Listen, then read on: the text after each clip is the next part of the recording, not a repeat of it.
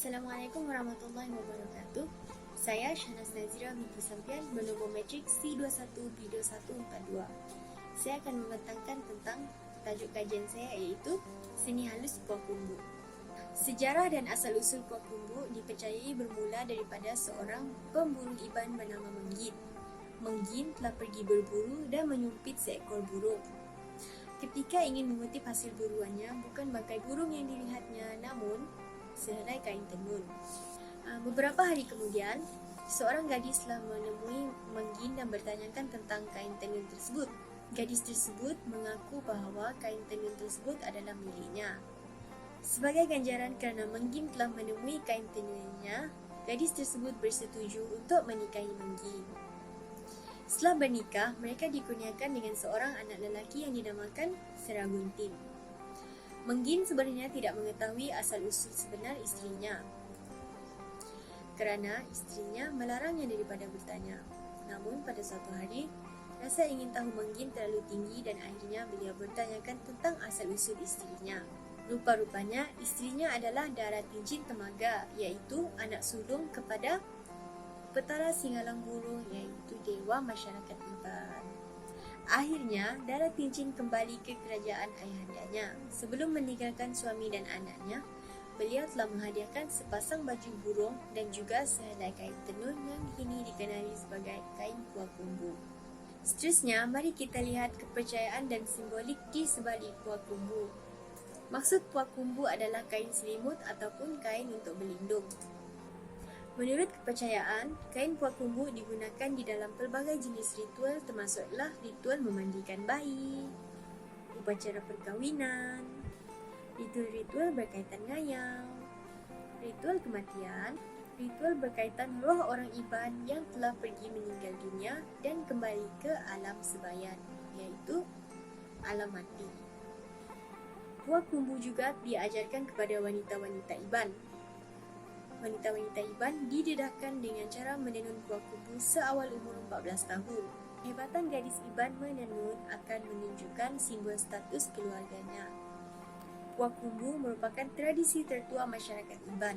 Oleh itu, menenun Puak Kumbu merupakan aset yang tidak ternilai bagi gadis iban. Penggunaannya secara meluas di dalam pelbagai aktiviti masyarakat iban menjadikan Puak Kumbu perlu diwarisi. Selanjutnya, kita akan melihat reka bentuk penghasilan Puak Kumbu. Di dalam tajuk ini, kita akan mengkaji motif dan juga corak yang digunakan dalam penghasilan Puak Kumbu. Corak pertama adalah corak anthropomorph. Corak ini menggambarkan imej manusia dan diolah menggunakan sifat geometri dan motif campur. Motif ini mempunyai maksud tersendiri, seperti keberanian, kehebatan, kejayaan dan juga penghormatan. Berikut adalah motif perang juga. Seterusnya adalah motif zoomorph. Motif ini berfokus kepada binatang-binatang dan binatang tertentu yang telah digunakan adalah seperti cicak, buaya dan sebagainya. Selain itu, motif aji bulan dan junggar juga digunakan sebagai pelindung seseorang dan mengelak perkara yang tidak diingini daripada berlaku. Ini adalah motif buaya dan juga motif aji bulan dan junggar. Seterusnya adalah corak philomorph. Corak philomorph adalah corak motif flora dan ciri-ciri yang diambil kira termasuklah bau, bentuk, warna serta sifatnya yang menarik berdasarkan kepercayaan-kepercayaan tertentu orang iban. Contoh motif flora yang digunakan termasuklah motif pating betula dan motif pating. Selain itu, motif seperti buah bangkit dan tangkung bara juga digunakan. Berikut adalah motif pating betula dan motif pating. Dan ini adalah motif buah bangkit dan juga motif tangkung bara. Motif dan penggunaan Puak Kumbu di dalam masyarakat iban. Puak Kumbu adalah simbol status sosial masyarakat iban. Wanita iban yang pandai menenun dianggap sebagai calon menantu terbaik. Keluarga yang memiliki banyak kain Puak Kumbu dianggap berstatus tinggi dalam status sosial masyarakat iban. Kain Puak Kumbu digunakan di dalam pelbagai acara ritual. Ritual miring dan gawai menggunakan kain puak. Persembahan makanan akan disusun di dalam piring dan kain puak digunakan sebagai perantara. Selain itu, pengantin perempuan juga akan dilitupi oleh kain puak kumbu dalam perjalanan ke rumah pengantin lelaki sebagai simbol perlindungan daripada ancaman dan juga semangat jahat. Akhir sekali adalah kain puak kumbu digunakan sebagai perantara. Kain puak digunakan sebagai medium untuk berkomunikasi atau berhubung dengan petara, iaitu dewa orang Iban. Ritual sering dilakukan untuk memohon perlindungan dan kesejahteraan daripada petara. Dan jika penenun ingin menenun motif puak kumbu, hendaklah melakukan ritual terlebih dahulu untuk meminta izin daripada petara. Seterusnya, kita akan lihat bahan dan proses pembuatan puak kumbu.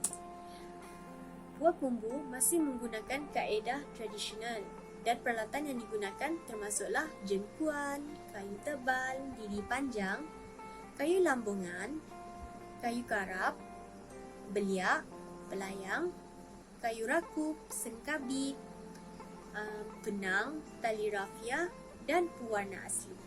Langkah pertama adalah dengan memproses kapas.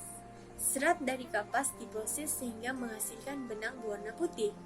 Benang ini akan direndam di dalam air yang bercampur kanji dan seterusnya dijemur sehingga kering. Seterusnya adalah proses nabuk. Proses ini adalah menggulung benang yang telah kering di dalam pelayang. Benang-benang yang sudah dikeringkan dan digulung akan disusun dan proses penyusunan ini dipanggil sebagai proses muai. Proses seterusnya adalah proses mengirit. Proses mengirit adalah proses meregangkan benang dengan menarik kulit benang secara mendatar. Benang-benang akan diselitkan di antara anak-anak kayu. Seterusnya, proses mengikat motif ikatan pertama. Benang-benang akan diikat menggunakan tali rafia, mengikut motif-motif tertentu. Dan benang-benang yang diikat ini tidak akan menyerap sebarang warna apabila dicelup nanti. Seterusnya adalah proses celupan. Proses celupan juga dilakukan sebanyak 2 kali. Benang-benang yang telah dicelup akan dijemur sehingga kering terlebih dahulu. Selanjutnya, proses ikat kali kedua. Benang yang telah diikat pada proses pertama tadi tidak akan dibuka. Dan proses ikat kali kedua bertujuan untuk menghasilkan motif yang lebih terperinci dan juga penambahan warna. Proses celupan kali kedua ini akan menaikkan lagi warna dan motif yang dikehendaki. Dan benang akan dijemur sehingga kering sebelum memulakan proses menenun. Proses terakhir adalah proses menenun. Benang-benang yang berwarna akan dibuka dari ikatannya dan dimasukkan pada alat tenun. Proses menenun memerlukan konsentrasi yang tinggi kerana prosesnya yang rumit dan teliti. Menenun adalah proses terakhir dalam penghasilan puak kumbu. Kesimpulannya, nilai estetika motif puak kumbu sememangnya menunjukkan tahap tingginya darjat keseniannya. Puak kumbu digunakan oleh kaum Iban sejak dari dahulu dan juga medium perantara dengan petara. Puak kumbu digunakan oleh kaum Iban dari menyambut kelahiran sehinggalah menghantar seseorang itu ke alam mati. Warisan puak kumbu hendaklah diteruskan oleh golongan muda supaya tak laput di hujan, tak lekang di panas.